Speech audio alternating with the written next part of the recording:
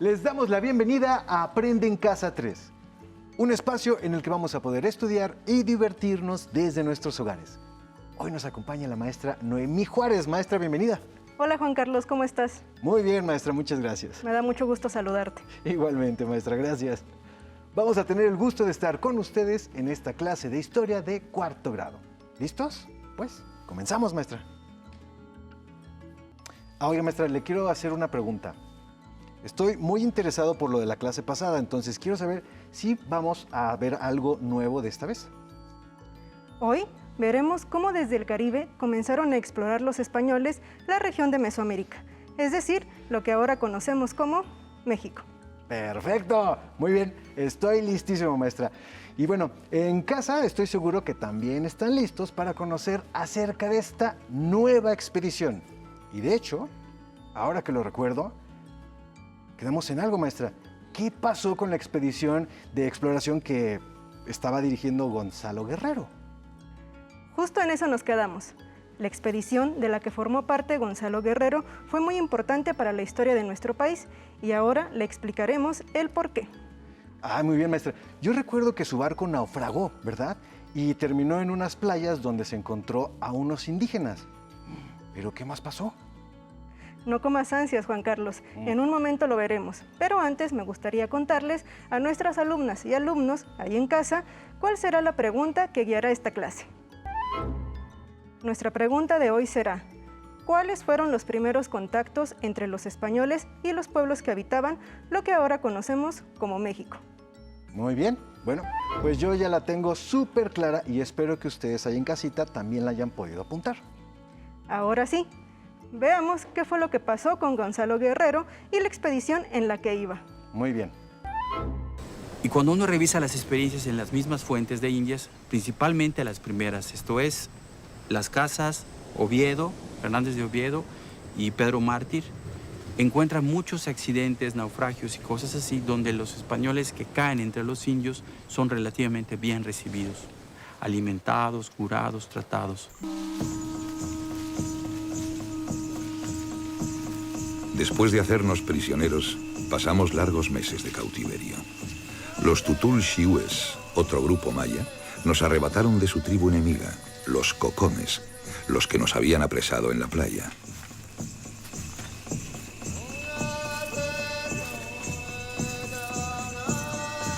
Durante este cautiverio, tuve tiempo de observar al pueblo que me había hecho prisionero.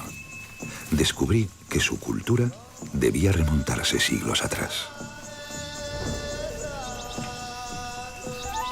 ¡Oh, wow! Así que Gonzalo Guerrero y el resto de los españoles que sobrevivieron al naufragio fueron hechos prisioneros por los mayas de la península de Yucatán. Es correcto. En el año de 1511, ellos fueron los primeros españoles que se conoce llegaron a las costas del actual México y vivieron en estas tierras. Sin embargo, al final solo sobrevivieron 2 de los náufragos, el mismo Gonzalo Guerrero y Jerónimo de Aguilar. Ay, maestra, ¿y qué pasó con ellos dos? Veámoslo.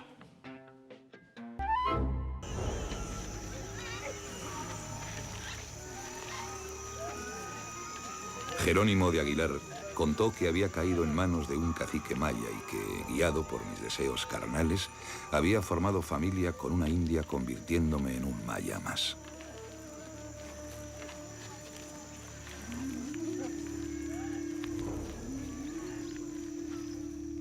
Según narraron los cronistas, Aguilar contó que en mi caída hacia la degradación había acabado por formar parte de la sociedad maya. Había aceptado ser parte de ellos, teniendo hijos con una india, e incluso había terminado por asesorar militarmente al cacique Nat Chan Can, que me tenía prisionero. Para los españoles que le escucharon, me había convertido en un traidor, un idólatra y, en definitiva, un salvaje y un enemigo. ¿Cómo lo ves, Juan Carlos? Maestra, eso sí que no me lo esperaba. Gonzalo Guerrero se casó con una mujer maya y tuvo hijos y se volvió enemigo de los españoles. Es correcto. Los hijos de Gonzalo Guerrero fueron los primeros mestizos que vivieron en estas tierras, aunque desafortunadamente no conocemos el nombre de sus hijos, aunque algunos señalan que su esposa se pudo haber llamado Sacil Ha. De lo que no hay duda es que Gonzalo Guerrero aprendió la forma de vida de los mayas y decidió convertirse en uno más de ellos, incluso ayudándolos militarmente a enfrentar otros pueblos, entre ellos nada más y nada menos que los españoles. Ya entiendo. Ahora sé por qué nos dijo que esta expedición había sido importante. Bueno, sin duda Gonzalo Guerrero me parece a mí un personaje muy interesante, maestra. Sin duda lo fue. Se cree que Gonzalo Guerrero murió en el año de 1536 en la actual Honduras, a donde había ido con muchos soldados mayas a enfrentarse a los españoles. Oiga, maestra, ¿y qué fue del otro sobreviviente del naufragio? Claro, falta que digamos qué pasó con Jerónimo de Aguilar. De él sabemos que era un religioso español y que durante el tiempo que estuvo con los mayas no se integró tanto, a diferencia de Gonzalo. Para él, todo cambió en el año de 1519. Veamos qué pasó. En el año de nuestro Señor de 1519, 7 años después de nuestro naufragio, Hernán Cortés llegó a la isla de Cozumel y se enteró de la existencia de unos españoles entre los mayas. La conquista de México, pues salvo algunas expediciones que habían pasado por la costa, en realidad se va a, digamos, a centrar en el momento que Hernán Cortés, desobedeciendo las órdenes del gobernador de Cuba, va a venir con sus naves y va a topar primeramente con la zona maya, precisamente, en Cozumel, etc. Allí es donde Cortés se va a enterar de que hay náufragos españoles, que hay gentes que hace 7, 8 años antes han naufragado y han estado viviendo, digamos, con los mayas mismos. Cortés estaba iniciando su conquista y escribió una carta llamando a estos cautivos españoles y ofreciendo rescate por ellos. Tener intérpretes para su contienda era una baza que no podía dejar escapar. Y a su reclamo apareció, pocas semanas después, Jerónimo de Aguilar, mi compañero de naufragio. Ahora comprendo. Como Jerónimo nunca se logró integrar con los mayas, en cuanto vio una oportunidad de salir de ahí, la aprovechó. Exacto. Sin embargo, durante su tiempo en Yucatán, Jerónimo aprendió a hablar la lengua maya, que, como veremos en las siguientes clases, fue muy importante para que Hernán Cortés y sus aliados lograran conquistar México Tenochtitlan. Vaya, pues como bien dijo, maestra, sin duda fue una expedición muy importante para la historia de nuestro país y el primer contacto entre los españoles y los pueblos que habitan lo que ahora conocemos como México. Por cierto, Juan Carlos, ¿notaste que en el último video el especialista dijo que se hicieron otros viajes de exploración a las costas de México antes de la de Hernán Cortés?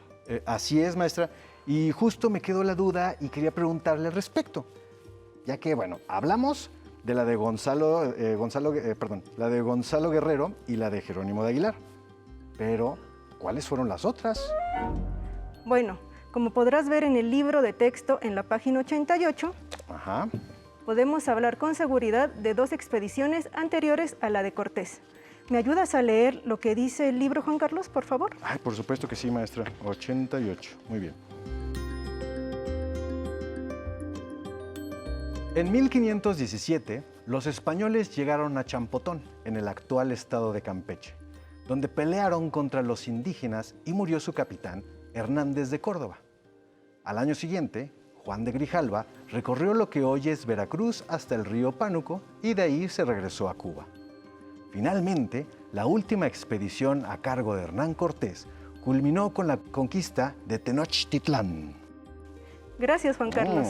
El texto nos ofrece información sobre 2 expediciones. En primer lugar, tenemos la liderada por Francisco Hernández de Córdoba en el año de 1517. En segundo lugar, está la realizada por Juan de Grijalva un año después, en 1518. Y por último, la de Hernán Cortés en 1519. De las 2 primeras hablaremos ahora. La de Cortés la dejaremos para las siguientes sesiones. Oiga, maestra, y viendo lo que dice en el libro, hay algo que me llama mucho la atención. Me da la impresión que Cuba fue muy importante para ambas expediciones, ¿no? Y no estás equivocado. Las dos empezaron en Cuba. Déjate cuento. Como ya habíamos visto, desde la isla La Española, los españoles comenzaron a explorar y conquistar el resto de las islas del Caribe. Entre ellas, la más grande es la isla de Cuba, que fue conquistada en el año de 1511, cuando un hombre de nombre Diego de Velázquez llegó con barcos y soldados a la parte oriental de la isla. Ah, y me imagino que también iban buscando riquezas y metales preciosos, ¿no? Es correcto. La empresa había sido autorizada por las autoridades españolas, quienes le habían dado permiso a Velázquez de juntar hombres para ir a conquistar esa isla, lo cual hizo rápidamente. Al poco tiempo de establecerse en la isla, a Velázquez le empezaron a llegar rumores de que había unas tierras por descubrir al oeste de la isla de Cuba. Él, pensando en las riquezas y tierras que podía encontrar, además de querer encontrar un paso entre el Océano Atlántico y el Océano Pacífico, comenzó a organizar una expedición para que fueran a explorar. Y ahora que lo pienso, Cuba y la península de Yucatán están relativamente cerca. Sospecho que a Velázquez no se había dado cuenta de eso, ¿no? No lo imaginaba. No, y estoy segura de que ni él ni Francisco Hernández de Córdoba, quien encabezaba la flota, se imaginó lo que encontrarían. Ya reunida la gente y los barcos, la expedición salió de Cuba el 8 de febrero de 1517 y para principios del mes de marzo ya habían llegado a Isla Mujeres, a la que le pusieron así porque localizaron en estos templos muchas estatuas de la diosa maya Ixchel.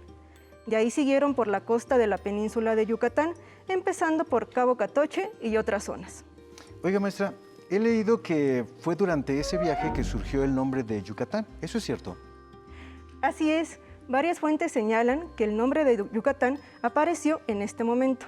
Y la historia es un poco curiosa, todo por un malentendido. Resulta que cuando los españoles llegaron por primera vez a la península, no tenían quien les tradujera del maya al español. Así que cuando preguntaron dónde estaban, lo único que escucharon fue Yucatán. Pero en realidad los mayas estaban diciendo, no te entiendo. Oye, ¿cómo hablan? Y de ese malentendido surgió el nombre como, que ahora conocemos en la región. A mí se me hace muy curioso ese tipo de historias, ¿no? A veces es muy curiosa. Sin duda lo es. En Yucatán, los españoles conocieron por primera vez las ciudades mayas y se maravillaron con sus edificios, las ropas y las joyas, mientras que los mayas debieron de encontrar muy extraño a esos hombres de piel blanca. Me imagino que debió ser muy impresionante ver a personas tan diferentes de frente, ¿no? Y bueno, ¿cómo se relacionaban, maestra? En un principio, con señas. Tanto españoles como mayas lograron comunicarse a través de ellas. A veces se regalaban cosas entre ellos y quedaban en buenos términos, pero a veces los mayas o los españoles terminaban recurriendo a la violencia. Unos para hacerse ver que no eran bienvenidos y los otros porque querían conseguir riquezas. Y entonces empezaban las batallas entre ellos, ¿no?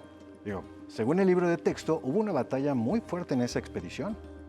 Así es. Los españoles siguieron su camino por la costa y llegaron al actual estado de Campeche, donde hay un pueblo que se llama Champotón. Ahí, los españoles bajaron a tomar agua y explorar la zona, cosa que preocupó a los mayas de la zona, quienes empezaron a sospechar de ellos. Así que planearon al día siguiente atacarlos para hacer que se fueran de sus tierras. Y así pasó. Un soldado que estuvo presente ese día relata lo siguiente. Ya que era de día claro, vimos venir por la costa muchos más escuadrones guerreros, con sus banderas tendidas y penachos y tambores y con arcos y flechas y lanzas y rodejas, y se juntaron con los primeros que habían venido la noche antes. Y luego, hechos sus escuadrones, nos cercaron por todas partes y nos dan tal rociada de flechas y varas y piedras con sus ondas que hicieron sobre 80 nuestros soldados y se juntaron con nosotros pie con pie, unos con lanzas y otros flechando y otros con espadas de navajas de arte que nos traían a mal andar. A pesar de las armas de los españoles, los mayas ganaron la batalla y los españoles tuvieron que regresar a sus barcos y huir de regreso a Cuba. Una vez que regresaron y le contaron a Diego de Velázquez lo que habían encontrado, el gobernador de Cuba decidió que tenía que enviar otra expedición. Pues sí, claro. Conocieron las espectaculares ciudades mayas y seguro, como vieron que tenían oro, pues se les antojó regresar por más, ¿no? Como revisamos al principio de la clase, la siguiente expedición salió un año después, en 1518, ¿cierto? Así es, Juan Carlos, qué buena memoria tienes. Y seguro también tienes alma de historiador. Ojalá que en casa alguien sueñe con ser historiadora o historiador. Aún queda mucho que aprender. Bueno, la siguiente expedición fue dirigida por Juan de Grijalva. También salió de Cuba con el objetivo de seguir explorando la isla de Yucatán y traer de regreso cuanta riqueza pudieran. ¿Isla de Yucatán? Maestra, pero Yucatán es una península. Estás en lo cierto, Juan Carlos. Sin embargo, olvidé mencionarte que como ellos solo habían llegado hasta Campeche, se quedaron con la idea de que Yucatán en realidad era una isla más del Caribe. Ah, ahora entiendo. Bueno, y supongo que como ya sabían a dónde iban, y además Cuba y Yucatán están cerca, seguro llegaron rápido, ¿no? Más o menos. Tuvieron que parar un breve tiempo en otra parte de Cuba y finalmente, a principios de mayo, llegaron a la isla de Cozumel, donde se quedaron unos días, conociendo la isla y a los habitantes de esta. Curiosamente, les llamó mucho la atención la miel, porque uno de los soldados escribió lo siguiente. Esta isla me parece muy buena, y 10 millas antes que lleguésemos a ella, percibía olores tan suaves que era cosa maravillosa. Fuera de estos se encuentran en esta isla muchos mantenimientos, es decir, muchas colmenas, mucha cera y miel. Tan bonito que es Cozumel. Sus playas blancas, sus aguas tranquilas. Seguro ellos también vieron lo mismo, ¿verdad? Y bueno, maestra, ¿qué hicieron después de entrar en Cozumel? Igual que la expedición de Hernández de Córdoba, comenzaron a explorar la costa de la península de Yucatán hasta que llegaron de nuevo al pueblo de Champotón, lugar donde un año antes habían sido derrotados. Y de nueva cuenta hubo problemas entre los españoles y los mayas, solo que esta vez ganaron los hombres de Juan de Grijalva. Y me imagino que habían aprendido cómo pelear con los mayas de esa región, ¿no? Digo, oiga maestra, ahora que lo pienso, Campeche está muy cerca del río Grijalva. ¿Tiene algo que ver esto que nos está contando con el nombre del río de casualidad? Es una buena relación, Juan Carlos. Después de Champotón, la expedición siguió su curso hasta que llegaron a la desembocadura de un río muy grande, el cual intentaron recorrer, pero solo lograron explorar un pequeño cacho de él. Por esa expedición, los españoles conocieron ese río y le pusieron el nombre de Río Grijalva. Ya me lo sospechaba. Pero entonces los exploradores ya habían llegado a Tabasco, que estaba adelantito de Campeche. Qué bueno que lo mencionas, porque justo fue también por esta expedición que Tabasco se llama así. El nombre viene de un cacique maya chontal de la zona que se llamaba Tapscov. Ese cacique los recibió e intercambió regalos con ellos, dándoles oro y otras cosas de valor. Fue Tapscov quien les habló por primera vez de una ciudad muy grande y fuerte que tenía mucho oro y riquezas, llamada Culhua, es decir, Tenochtitlan. La expedición siguió su camino por la costa, llegando a lo que hoy conocemos como San Juan de Ulúa. Ahí fueron visitados por emisarios del mismísimo Moctezuma II, gobernante de los mexicas, quienes les dieron regalos de oro muy elaborados. Maestra, entonces Moctezuma estaba muy bien informado, ¿no? Sobre todo para ya saber que había españoles en las cercanías y, bueno, haberle mandado regalos. Y me imagino que después de ver los regalos de oro, los españoles se emocionaron con la idea de obtener más riquezas, ¿no, verdad? Exactamente. De hecho, los españoles estaban muy impresionados con la riqueza de las nuevas tierras. Sin embargo, Grijalva decidió que era mejor avisar a Diego de Velázquez de todo lo que había descubierto y ver cuáles eran sus instrucciones. Así que envió un barco a Cuba mientras él siguió explorando la costa hasta llegar al río Pánuco y de ahí de regreso a Cuba. Y lo que sigue ya me lo sé. Velázquez se enteró y decidió enviar una nueva expedición, la cual fue dirigida por Hernán Cortés, quien con sus aliados indígenas terminó conquistando Tenochtitlán unos años después, ¿verdad? Así es, Juan Carlos, pero eso lo veremos con lujo de detalle en las siguientes clases. Por ahora, recapitulemos lo que hemos visto hasta aquí. Muy bien. Y para eso se me ocurre que podemos ver un video que nos sirva mucho para esto. ¿Le parece, maestra? Adelante, vamos a verlo.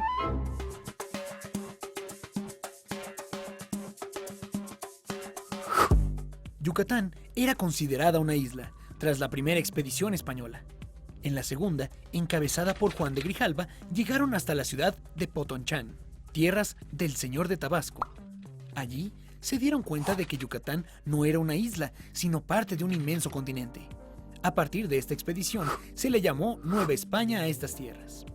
En la tercera expedición, al mando de Hernán Cortés, sería en Potonchán donde los españoles obtendrían su primera victoria y donde sería entregada la polémica Malinali. Muy bien. Qué interesante, maestra. Ahora retomemos nuestra pregunta y después la responderemos. Muy bien.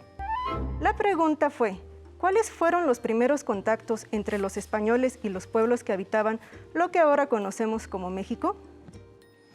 Bueno, en esta clase hablamos en primer lugar de Gonzalo Guerrero y Jerónimo Aguilar, quienes naufragaron en la península de Yucatán en el año de 1511 y fueron los primeros europeos en llegar al actual territorio mexicano. Exacto. Después de ellos, hay que señalar la expedición de Francisco Hernández de Córdoba en el año de 1517. Esa fue la primera expedición que recorrió la costa de Yucatán, llegando hasta Campeche. Y ya por último, vino la de Juan de Grijalva en 1518. Ellos siguieron los pasos de la expedición anterior, pero siguieron hasta Tabasco y recibieron a embajadores del Tlatoani mexica Moctezuma II, ¿verdad? Muy bien. Ahora sí, ya podemos continuar con la expedición de Hernán Cortés y lo que pasó a partir de 1519, como las causas que propiciaron la caída de Tenochtitlan y la de muchos otros pueblos, así como sus consecuencias. Pero eso lo veremos en las siguientes clases. Por hoy debemos despedirnos. Hasta la próxima, niñas y niños. Maestra Noemí, muchísimas gracias. Gracias, Juan Carlos. Si te es posible, consulta otros libros y comenta el tema de hoy con tu familia. Si tienes la fortuna de hablar una lengua indígena, aprovecha también este momento para practicarla y platicar con tu familia en tu lengua materna. Por hoy hemos terminado con Los españoles llegan a Mesoamérica, de historia de cuarto grado. Espero lo hayan disfrutado tanto como nosotros. Nos vemos, hasta la próxima.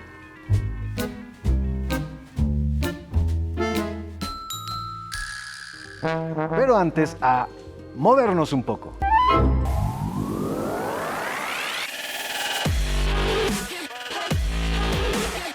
Recuerda, entre clase y clase, activa tu cuerpo.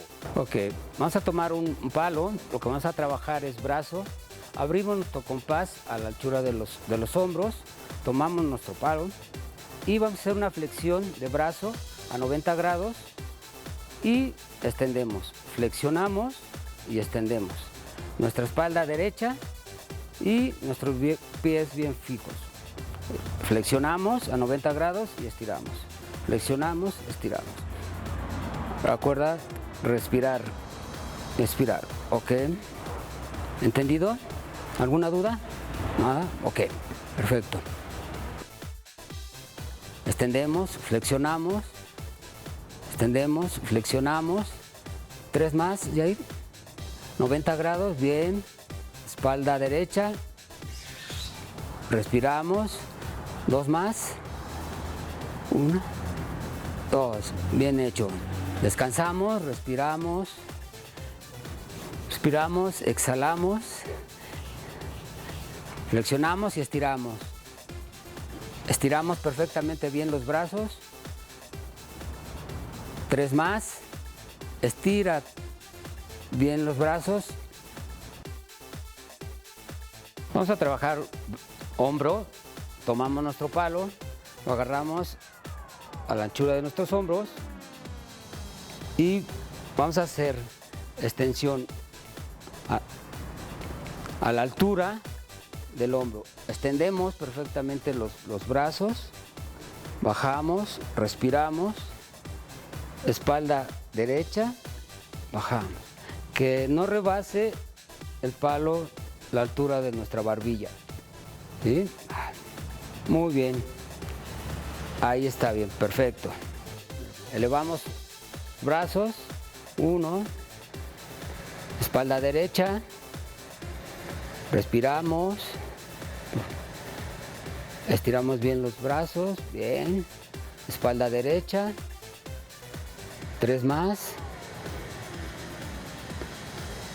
una más, muy bien, descansamos, respiramos y hacemos la elevación extendiendo los brazos, espalda derecha, muy bien. Recuerda, al terminar la activación, no olvides la protección.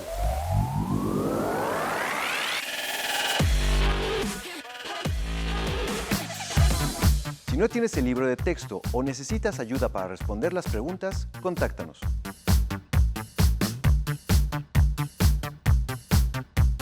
Para apoyo pedagógico, hay maestras y maestros de lunes a viernes de 8 a 20 horas en el teléfono 55 41 72 04 13, con 100 líneas. También puedes encontrar los libros de texto en la página conalitech.cep.gov.mx. Si quieres volver a ver los programas de Aprende en Casa, los puedes encontrar en la siguiente liga: aprendeencasa.cep.gov.mx. Nos vemos.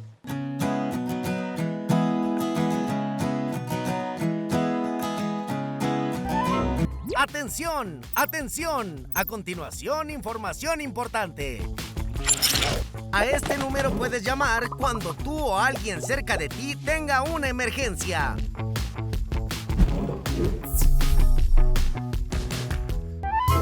Todavía me acuerdo la primera vez que vi germinar una plantita y en mi cabeza solo podía pensar qué tenía que pasar en él para que pudiera crecer.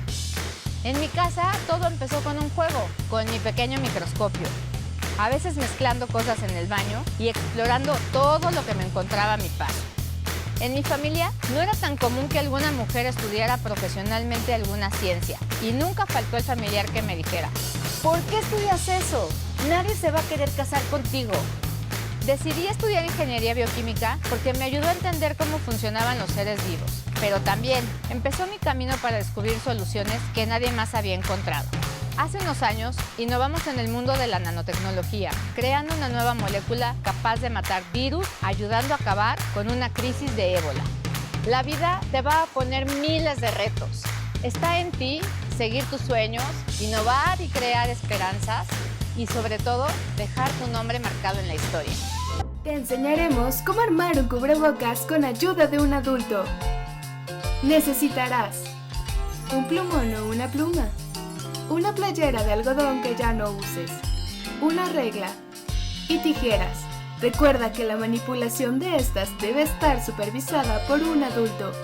¡Empecemos! 1. Estira la playera a lo largo y a lo ancho. 2. Marca con el plumón o la pluma y con ayuda de la regla 10 centímetros de largo, partiendo de abajo hacia arriba. Repite el paso anterior del otro lado de la playera.